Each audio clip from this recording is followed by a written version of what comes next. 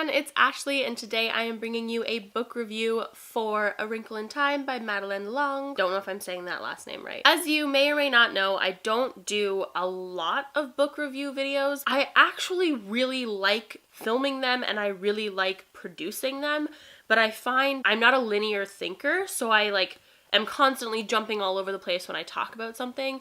So I find book reviews especially hard to edit and make coherent for you guys, so I don't normally film them. However, if you've been keeping up with my channel, I'm doing a new series on my channel called You Choose.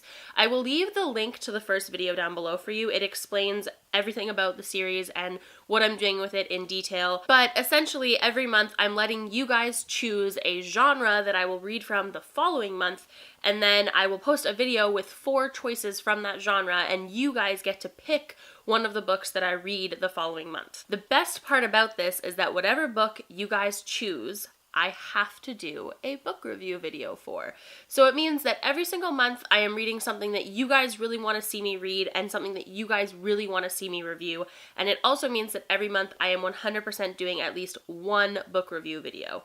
I really like this format. I'm really excited to see how it plays out, and I'm really excited to see if you guys really like being involved in my channel more. The March You Choose genre poll just ended on Twitter, and Surrealism, Magical Realism won. The March You Choose video, where I tell you guys the 4 books that you can choose from within that genre, is already up on my channel. I will leave it linked down below. There's also probably a card that popped up for you guys up here as well. I'm going to try a new-ish book review format for me where I'm going to put my review into subcategories of characters, plot, and writing, and I'm going to try to talk about those 3 things in order to try to organize my book reviews a bit better. We'll see how it goes, but that's what I'm going to try to do in this video. In the future, I potentially will film 2 book reviews for the You Choose video, one being a spoilery and one being a non-spoilery book review,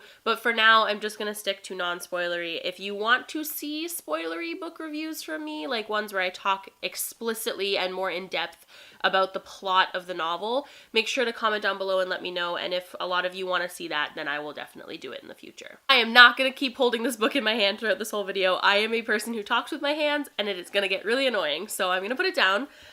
First of all, we're going to talk about the overview of the book. So I'll give you the synopsis, or my version of the synopsis, and my star rating of the book. This follows our main character Meg and her brother Charles Wallace and their neighbor friend Calvin. Basically, Meg and Charles Wallace's dad has gone missing. He's been missing for a long time now.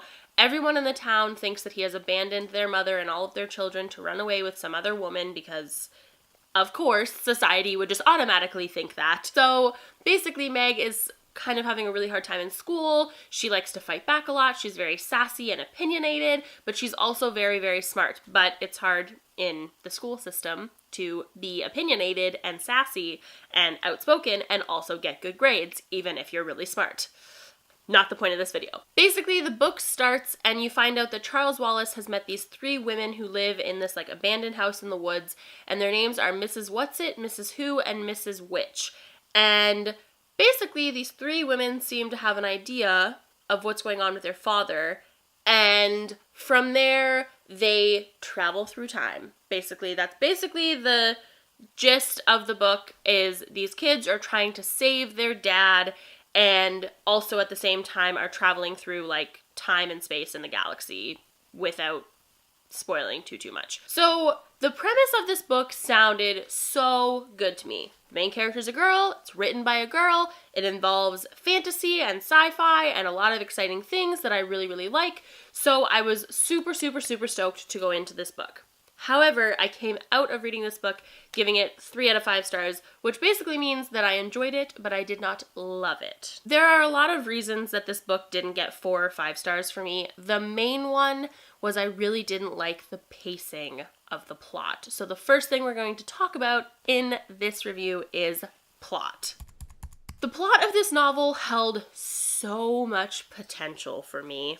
So much potential. And I don't know if it is, the reason for this is that it's an older book or if it was just always intended to be this way.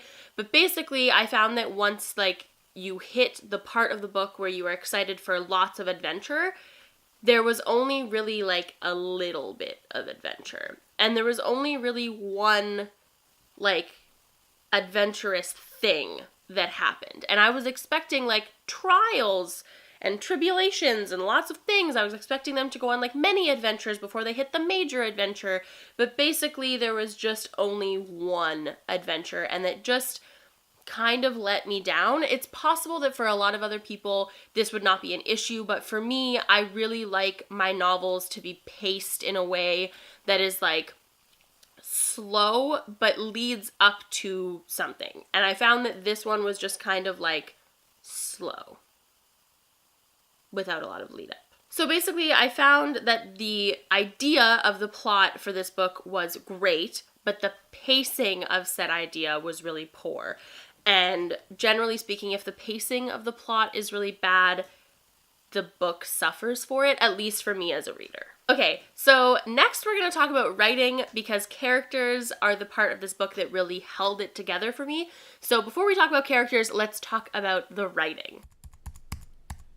The writing of this book actually surprised me. I know a lot of people who have read this who didn't like it because they said that the writing was too old-fashioned or boring or plain. I've heard all of those things from people that I know in real life about this book, and I didn't find that at all. I found that this book did not read like it was an older book. It actually read like it could have been a book written in the last 20 years for me. I found the writing easy to read without being patronizing at all, which is something I always look for in 9 to 12 novels.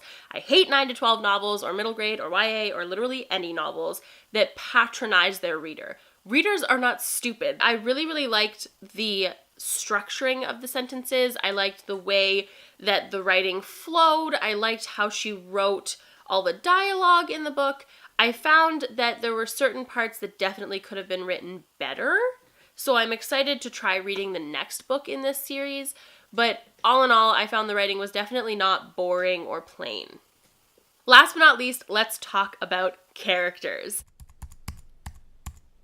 The characters in this book made this book for me. This book would have not gotten a 3-star rating if I didn't have the love that I have for all of these characters. This book was so short, and in that span of time, the author really developed Meg, Charles Wallace, and Calvin really well.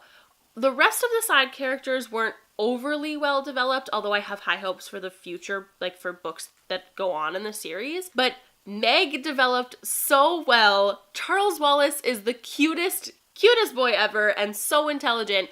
And Calvin, who I thought would be the character that didn't really get developed, actually developed very well. So the author did a really good job of creating characters that had their own interests and problems and like complexities, and not only did she like delve into all of those things, but all of those characters developed through all of those things. And again, she did this in a not patronizing way, and she did it in a way that seemed natural and it flowed. So I really, really liked that element of this book. She had a lot of flaws, but she was okay with having flaws, and I find it so like endearing to find books, especially for younger kids, where the main characters have like giant flaws, but they're okay with having flaws. Like they basically admit that everyone has flaws and it's okay to have flaws. And I wish that more books had that, especially for younger kids, where the characters were like deeply flawed, but also heroic and wonderful. Like that was one of my main things with Harry Potter, is that I really liked that, like, as the books went on, Harry became like, he had selfish moments. He had moments where he just straight up didn't listen to anybody. Like he had angsty times, and like Harry was most definitely not a perfect character in any way, but he was definitely still heroic. So I find that books that do that are books that I tend to really, really like connect to, especially in the younger age range. All in all, I gave this 3 out of 5 stars. I really enjoyed it. It was definitely a fast read. The one thing I will definitely say is that this was built to be a read aloud read. I will 100% one day read this book to my kids out loud. It is a perfect, like, let's read this aloud and talk about the plot elements together as we read it kind of book. That being said, I'm hoping that the series gets better as it goes on. I did purchase the second book in the series, and I do plan on reading the second book in the series, and then after that I will figure out myself whether I decide to read all 5. Okay, so that is my review for A Wrinkle in Time without spoiling anything for you guys. I hope that you liked this review. I hope that it was concise in a way or somehow useful. If you have any actually, this is huge. If you have any suggestions on how you want me to run my book reviews, did I miss something you wanted me to talk about? Is there something you wanted me to talk about more? Is there anything you want me to do in these videos that I'm not doing? Please comment down below and let me know. I am open to all constructive criticism. I want to make my book reviews the best they can possibly be for you guys, because basically the whole point of me filming a book review is so that you guys know whether you want to possibly pick it up in the future. So I am filming these for you, so make sure to let me know what you guys want to get out of them. Okay, so that's pretty much it. Make sure to give this video a thumbs up if you liked it and subscribe for more videos. I hope to see you guys soon, and happy reading. Bye!